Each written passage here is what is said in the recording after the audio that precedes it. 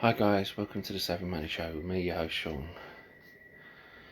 Now, we're talking about the bubble and whether we think it's going to burst. We can look at, I contacted FINRA, didn't contact them, sorry. I looked at FINRA and we can look at the national debt. Basically, that's right then. Rather watch a horror movie. The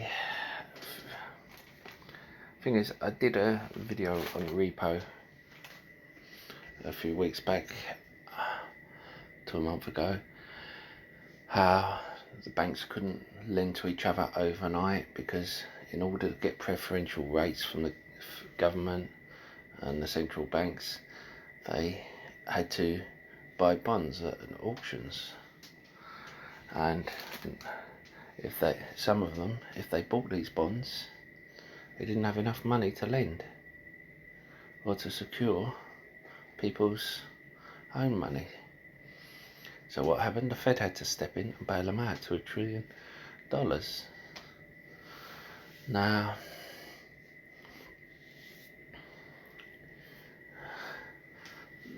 you then, and I hear you ask, why does that affect the market? Because once the Fed starts giving money to the banks with no repercussions for one sector of its bank, they can then freely go and invest in other sectors, thinking they've got this money to, if anything happens, is secure. And they also think they've got the backing of the Fed, so if they start to go down, the Fed's going to bail them out again. They have in the past. It doesn't matter whether it's US, UK, the same with the UK government bailing out the UK banks. Now, you also have, with all the stimulus packages, and I hear you saying, how can Tarquin down the street getting his $1,200 check, put them, all these tech stocks up to all-time highs, and then think, okay, he's also got his $600 unemployment check, but that's not all. You have all these people off of work learning for the first time how to go into the stock market, about Robinhood and Webull, and registering on it. And in the past they would have taken that check and spent them on kicks, spent them on things that would have depreciated in value. Now, because you got people like Jeremy, you got people like Informed Trades, you got people like Fifi, you got so many people on there. You got Jack Spencer Investing, all these people, like these high profile energetic people who will educate about who will educate about the benefits of investing your money in the stock market and how to do it, not just the benefits but how to do it. You're getting this little bump in, but that's not going to bump it up too much.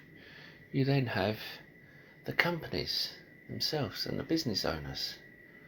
Well, and I hear you say, well, but these businesses are declaring bankruptcy. Don't let that fool you. Most of them are declaring Chapter 11, not Chapter 7. Why? Because they think, I declare Chapter 11 bankruptcy and there's a union at my place, then firstly I can close down during the COVID-19 or Rona for our friends across the pond, and not have any hassle from the union, or we can take more liberties with the workers' rights and save money, and we won't have any pullback. Remember, these companies, a lot of them are getting the paychecks paid by the government with a PPP. And what happens? They can put that paycheck effectively to work by going YOLO on Tesla, on Apple, and so, you know, when this all started, once they found out they were getting PPP, if the business went belly up, they could have blamed COVID-19. Not my fault, it's COVID-19. I've known some companies that were badly run before this that were blaming COVID-19. But I'm thinking, hold on, you were struggling beforehand. You were hanging by a wire beforehand. And, you know, this was just the final snip of the wire. And you were going to go sooner or later. You have the mortgage forbearance. So you have Tarquin's parents may have, or even Tarquin may have $2,000, $3,000 a month mortgage that he doesn't have to pay for 3-4 months, and he thinks, oh, I'll put it in the market, and because where else am I going to put it? Into a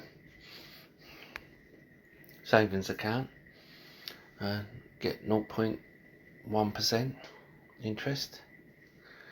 Yeah, I mean,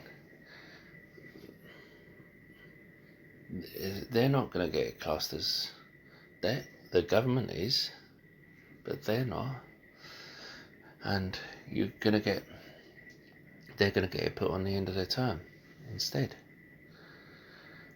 So they're going into the market, and this isn't just one person, this is billions of people doing this. So this works out as trillions of dollars going into the market.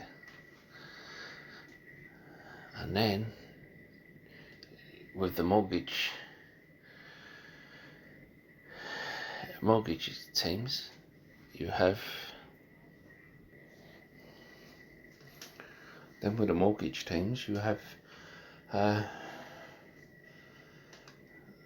after the 4th month, the government paying the mortgages of people, so they're covered, so they can effectively start investing from the 4th month on that money into the market. I know they've been stress tested. They are not meant to give out dividends unless they can cope with people not paying their mortgages, but the government is paying them after the 4th month. So what is the issue if the government's paying it? Unless the government withdraws that. I know the government's withdrawn the repo bailout now, because what has happened with the repo market, if you check with FINRA, is that if you check with FINRA, what has happened is that the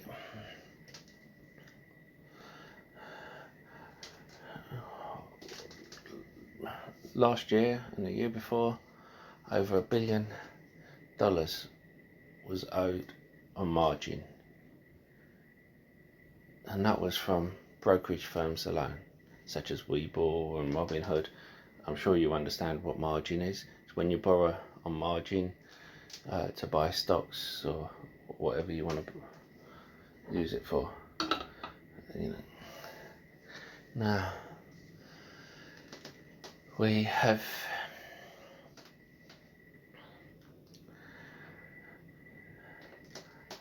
a thing where things get bad and people are less likely to use margin because it's more likely to get called in earlier.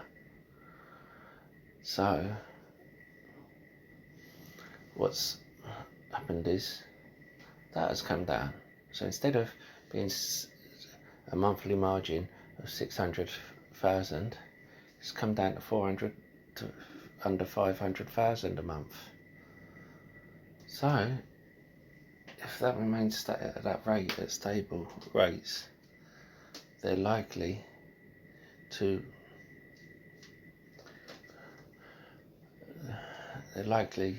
not need a bailout anymore. They will keep it at a stable rate, but it's all about the fact that they haven't, all these places have these extra money and they have the security as well. Now, of course, I hear you say, well, the stimulus check is going to end,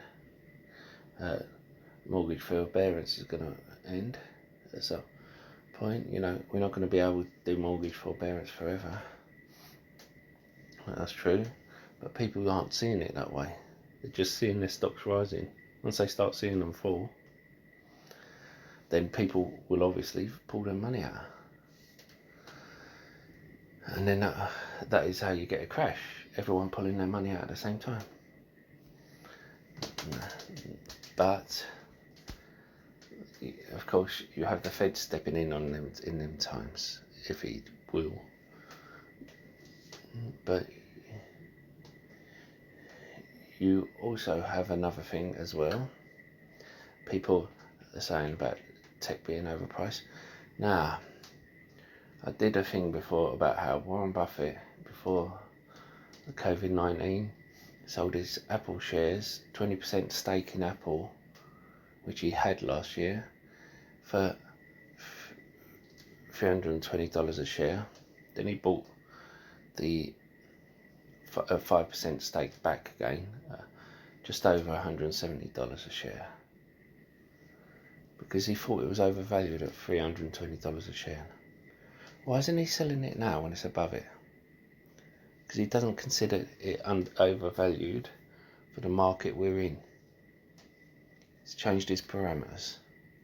So those people who say he doesn't do tech stocks, it's his biggest holding, those people who say he doesn't value tech stocks correctly, he is valuing them properly, because he's realised that people are taking their money from travel industry, such as cruise lines, airlines, and I've shown you a few of these stocks that are undervalued, and they're moving them to these tech stocks, to the biotech stocks. You also have people who are moving into stocks that have traditionally been undervalued, such as the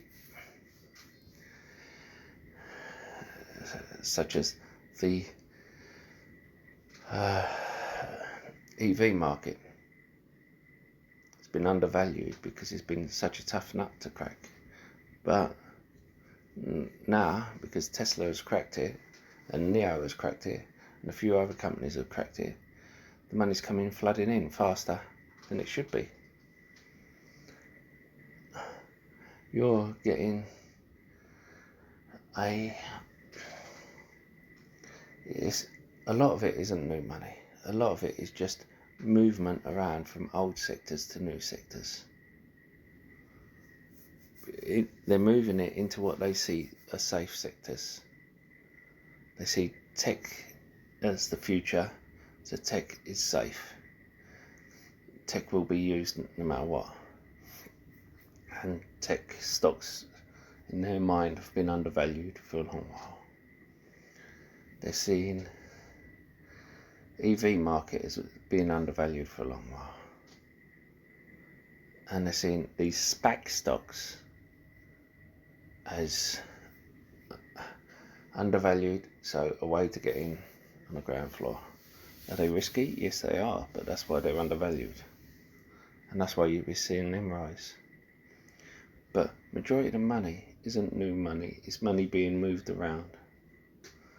And the new money that is in there is because the Fed has provided all these programs. Now, I don't want to go around saying there's no bubble, don't worry anyone, because the Fed has created this bubble. And as I said, when companies start falling, and it could be if they have terrible second earnings, people will get frightened for their money and start pulling out, causing a bigger drop, and then more people will get frightened, pulling their money out, and then you will get the robot platforms reacting, pulling their money out and switching it. So I'm not saying, oh, just keep piling into tech and biotech. That's why you need to do your own research, check it yourself. And that's also why you need to hit the like button, because I hear if you don't hit the like button, the bubble will burst. Just kidding. But it does help with the YouTube algorithm. And don't forget to subscribe. You become part of the Savvy Money Show family, where we give each other tips and updates, and you can ask me to look into any stock you want. Don't forget the bell notification. You'll be notified when the video comes out, although I know that can be annoying. And don't forget to check out the links in the description below. You'll get a free share for signing up and depositing a small amount. Free trade only requires a £1 deposit to qualify. The others require £100 or $1, depending on which one you want. There's also links to videos you may have missed, and I'll see you in the next video. Goodbye.